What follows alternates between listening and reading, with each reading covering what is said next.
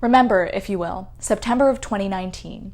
A viral Facebook joke urged thousands to storm Area 51. They can't stop all of us. 30,000 people RSVP'd online, and around 6,000 people traveled to the Nevada desert, according to a spokesperson. Some camped out for weeks.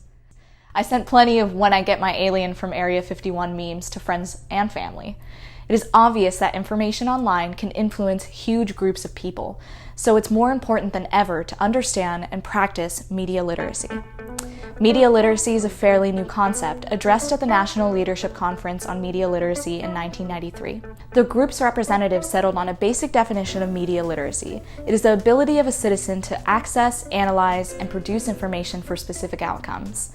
Nowadays, nearly everyone in developed nations has access to the internet, a never-ending trove of information. At the time of filming, the United States suffered 150,000 deaths in total from COVID-19, according to the CDC. Amid the pandemic, global movements to end the systemic oppression of Black people are met with violence and misinformation. Who and what can we trust? How can we help? These issues apply to all people, not just journalists like me and my team. So here are 5 steps to building your media literacy skills. These are meant to be done in order. If you can't finish one step, you can't move on to the next. Trust your instincts, trust your gut. Find the source. Check their reputation, see previous work and ask what's missing. Choose to share, subscribe, or ignore. It is easy to get lost in a forest of information. In this video, we aim to make reading the trail markers a bit easier. Number 1, trust your instincts, trust your gut. This is the first step towards better media literacy. If something feels off, it usually is. Some headlines can be sensational or overly dramatic, like this. Some videos or photos may claim that something outrageous is the truth, like this. Even if a small part of you thinks, that's weird, let me tell you it's likely untrue or heavily skewed to appeal to a certain audience. This is Eric Deggans, a TV critic at NPR who recently celebrated 30 years in the business. What I'm constantly trying to do, in fact, is educate my audience as to how media is speaking to them and why certain media projects are constructed the way they are, or why the media business does what it does. According to Deggans, all media is filled with overt messages and subtextual messages, or those you can easily perceive and those that are harder to notice. If you see a video online that states, "This is what the media isn't telling you," or "See how overweight these child stars now are," many of us feel the urge to click on the link, but we have a sinking feeling that something isn't right. Deggans educates people on how media works and to think critically about why stories are one way or the other and what consequences of those decisions may be. He reviews the work of streaming services like Netflix, Disney, and HBO Max. YouTube is another wonderful resource I think older TV consumers don't use as much as they could.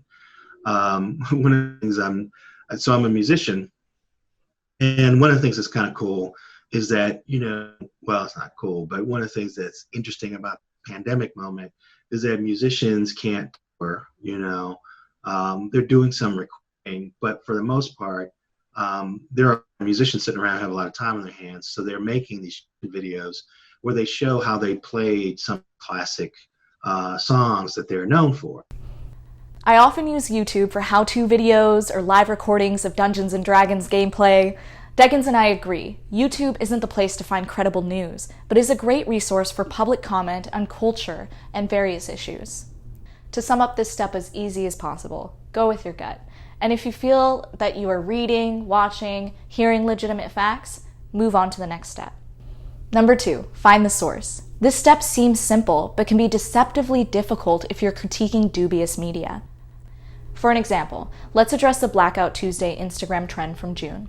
Well-meaning Instagram users posted black squares on their feeds in order to show support for the Black Lives Matter movement and their fight for retribution for George Floyd, Breonna Taylor, Brayla Stone, and so many other Black lives lost to systemic violence. That day, important information about protests, aid, and bail funds were blacked out by the trend. The BLM hashtag showed thousands of black squares, effectively burying organizers' work. Jamila Thomas and Brianna Agumang, two Black women who work in music marketing, created the original Blackout under the hashtag "The Show Must Be Paused," but that specifically referred to Black people in the music industry not getting recognition for their work. There's no consensus on where this new take on the trend came from. That morning it just seemed everyone had jumped on. Celebrities often have a lot of pull on what people determine is legit online, and many posted black squares, apologizing after the situation became more complicated. The conflict of those continuing to post black squares, those claiming the squares were detrimental to the movement, and the organizers struggling to promote their efforts covered social media for days afterward. The lesson I learned is to find out who made the media. On Instagram or Twitter, see if you can find the profile the post originated from. If it's a page from Google search, find who wrote or produced it and if they have a bio on their site. If you can't find a byline, who wrote it, it's likely fake. If the website isn't available or the link doesn't work, it's put there to distract you. Or if there are multiple sources saying the same thing and you can't find where it came from, don't trust it. Number 3, check their reputation. An important part of media literacy is engaging with media from many different perspectives. This is Dr. Tara Pixley, a professor of visual journalism and critical and ethical issues in journalism at Loyola Marymount University. Pixley is one of my very first professors in journalism from San Diego, and she knows her stuff. She mostly freelances, like for the New York Times and Wall Street Journal, and was a photo editor for Newsweek magazine in New York. Shaylin, it's so nice to see you again. I haven't seen you since we worked together at City College, so thank you for having me to talk about this important issue. As a queer Black woman and a first-generation American, Pixley works in many different genres of media to diversify different spaces between the journalism and academic realms. I think having an expansive diet of news media that includes viewpoints other than your own is imperative for you to understand the reality of a situation. Because like when I look at what Fox News says about the Black Lives Matter protests, then a couple things are possible. One, I understand what another subset of America is reading and how they perceive what's happening. It informs my practice as a journalist because I understand that I'm telling the story as I see it, but I'm also telling a story that is in relationship to other stories that exist. The 2018 article, Third-Person Effects of Fake News Regulation and Media Literacy Interventions, defines and addresses something called third-person perspective, or TPP.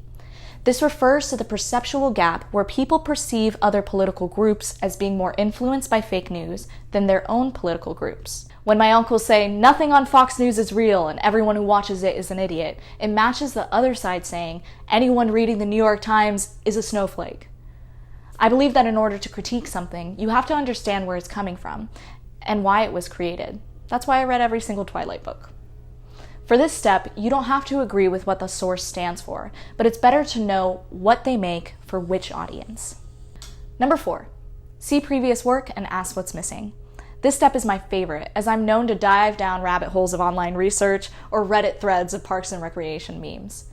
This is Christy Roschke, the managing director of a project at Cronkite School at Arizona State University called the News Collab. Her team works with newsrooms and journalists on ways that they can be more transparent and engage with their audiences about their work. Here she is addressing the age-old journalist goal of objectivity.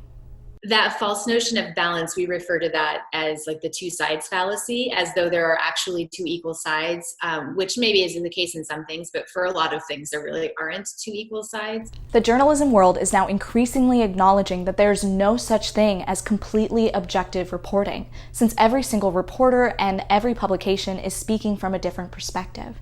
And there are never only two sides to a story, but an infinite amount that each person, publication, and media outlet approaches differently. Let's say there's some big news event that you hear about, or better yet, a friend's texted you and said, "Hey, I heard, insert thing here." And it seems like maybe that's plausible, but also maybe that's ridiculous. So just search it, use some keywords, search it. And if it is something that's happening, multiple news organizations will have already reported on this. And I'm sure this is something that you do sort of every day in your job as a reporter, but you'd be surprised how many people don't think of that. So just doing a quick search and even filtering it in the news tab and say, okay, well, I see AP, Washington Post, my local TV station, they're all reporting the same thing. Done. Good. Great. I'm good to go, And this can take 30 seconds, maybe a minute tops, and you've just given yourself that peace of mind without having to investigate every nook and cranny of everything, because most people are not going to do that. This step takes the longest amount of time, finding out what a bunch of other sources are saying about a topic and asking what else you want to know. Does this story about the queer experience neglect to include queer voices? Does this video about elderly Black folks in nursing homes include the necessary data? But as with every skill, with time you become faster and faster and more adept at figuring out what's been said and what hasn't. Number 5, share, subscribe, or ignore. If you've made it this far, the piece of media you're critiquing is either impressively thorough or totally bogus. Now comes the fun part. With all the critical thinking you've done on the information, it's your decision what to do with it. There's a lot of power that's been given to the consumer in today's media structure, both because you have so much choice between different news and media outlets, and because you've never had a greater ability to express what you think about what they're doing. I like to simplify this to 3 options. Share the information by posting on social media or engaging in conversations with the community. If you appreciate the work and want to support the publishers, subscribe to the content.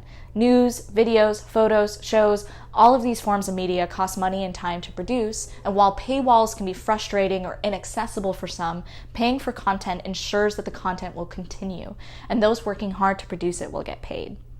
And if the information is bogus, sensational, or just plain false, you can just ignore it. I usually chuckle a little to myself and think, wow, dodge that bullet, I guess I'll move on to the next piece, or I'll go play with my cat. These spaces are really useful if we make them useful. These conversations are really productive if we let them be. And if we are engaging in that critical media conversation, that critical information literacy conversation and digital media literacy conversation, when all of that is happening, we become better as a public. We become better as individuals. We become better citizens, better neighbors, better people who are capable of engaging in the world smartly and carefully and thoughtfully. When we don't do that work, then the opposite becomes true. Thank you for watching this video. We all hope it makes critiquing information a bit easier for you. Please contact us with any questions or suggestions. For the Golden Gate Express, I'm Shaylin Martos.